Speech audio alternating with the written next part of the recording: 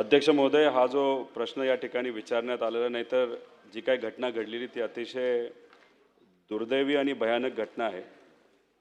अध्यक्ष महोदय, कदाचित तुम्ही सुद्धा एक पिक्चर बघितला असेल जय भीम नावाचा, आणि कदाचित मुख्यमंत्री साहेब स्वतः वकील असल्यामुळे आणि हा अतिशय फेमस असा पिक्चर आहे ज्या पिक्चरमध्ये रिअल लाईफ इन्सिडेंट्सवर काही गोष्टी दाखवण्यात आलेल्या आहेत आणि दुर्दैव असं आपल्याला म्हणावं लागेल महाराष्ट्रामध्ये सुद्धा अशाच काही घटना घडलेल्या आहेत.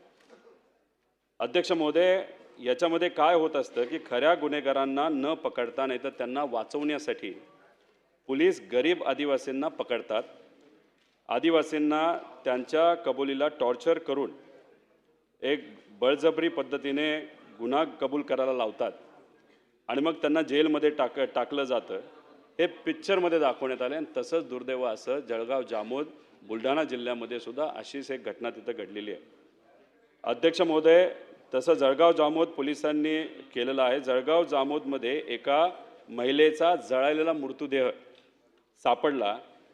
त्याचा पोलिसांना शोध लावता येत नव्हता, तर शेजारच्या मध्य प्रदेशमधील गोरगरीब आदिवासी जमातीच्या पिता पुत्राला पकडून त्यांनी आणले आणि त्यांच्यावर जबरदस्ती केली आणि त्यांची मुलगी जिवंत असताना सुद्धा जी मृत्यूदेह सापडला तो त्यांच्या बहिणीचा नसताना मुलीचा नसताना सुद्धा त्यांना कबूल करायला लावलं, टॉर्चर केलं, कबूल करायला लावलं आणि मग कुठंतरी शेवटच्या एकदम अंतिम टप्प्यामध्ये ती जिवंत मुलगी जी नाशिकमध्ये होती तिला कळालं, ती स्वतःहून तिथं आली आणि मग कुठंतरी त्यांच्यावर जी कारवाई होती ती तिथं थांबवली. नाहीतर हे गरीब दोघं लोक जेलमध्ये गेले असतील, कदाचित त्यांना फाशीची सुद्धा शिक्षा अध्यक्ष महोदय झाली असती. अध्यक्ष महोदय, उत्तरं आम्ही बघितली. या उत्तरावरच काही प्रमाणात आम्हाला आक्षेप आहे. जेव्हा ह्या सगळ्या गोष्टी कळल्या तेव्हा मी असेल, शिंगणे साहेब असतील, सपकाळ साहेब असतील, तिथं गेलो, पोलिसांशी आम्ही चर्चा केली आणि चर्चा केल्यानंतर तिथं असणाऱ्या पोलिसांवर कारवाई झाली.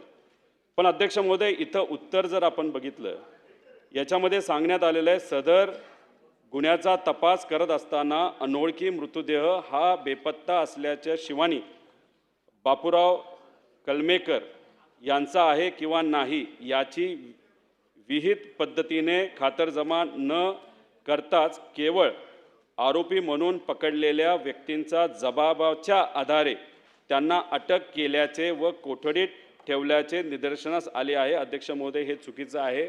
अनेक व्हिडिओ आहेत जे मीडिया समोरसुद्धा आलेले आहेत.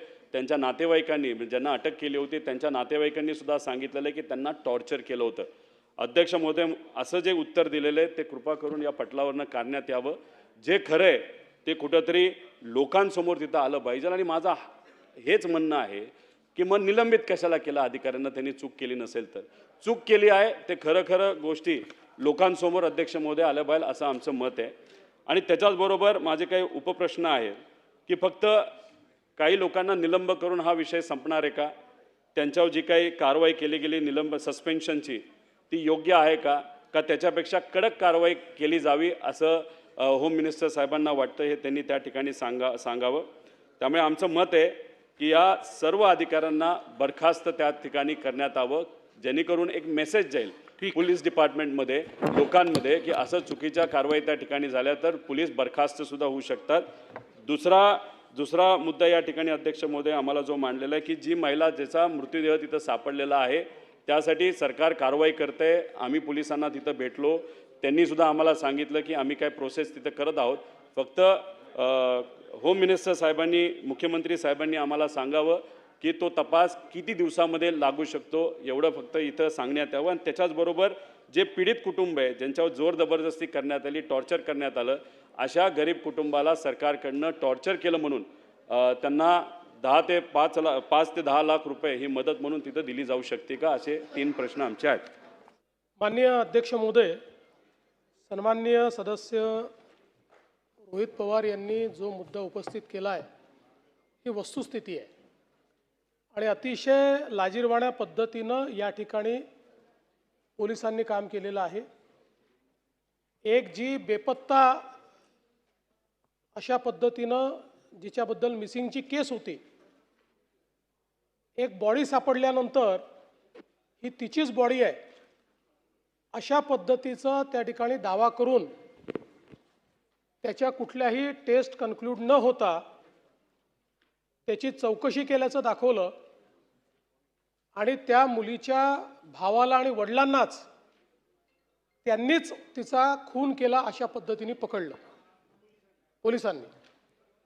आणि त्यानंतर ही जी मुलगी आहे ही जिवंतच होती.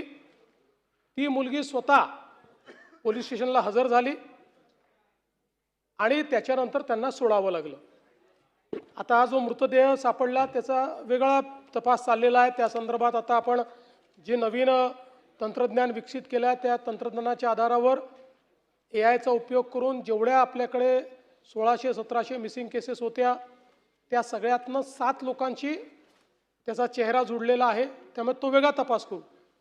पण या पर्टिक्युलर केसच्या संदर्भात पोलिसांचं वागणं हे अतिशय चुकीचं होतं.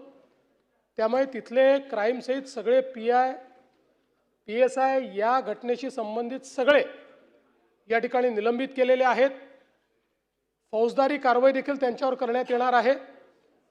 आणि आपल्याला माहिती आहे की पहिलं निलंबन असतं पण याच्यामध्ये ज्यांचा थेट संबंध असेल अशा लोकांचं तर निष्कासनच केलं पाहिजे. त्या दृष्टीने निश्चितपणे विहित प्रक्रिया निलंबनानंतरची पूर्ण करण्यात येईल आणि जे निष्कासनास पात्र असतील त्यांच्यावर निष्कासनाची कारवाई देखील या ठिकाणी केली जाईल. आणि हे जे काही पीडित कुटुंब आहे या कुटुंबाला राज्य सरकारच्या वतीनं आर्थिक मदत केली जाईल.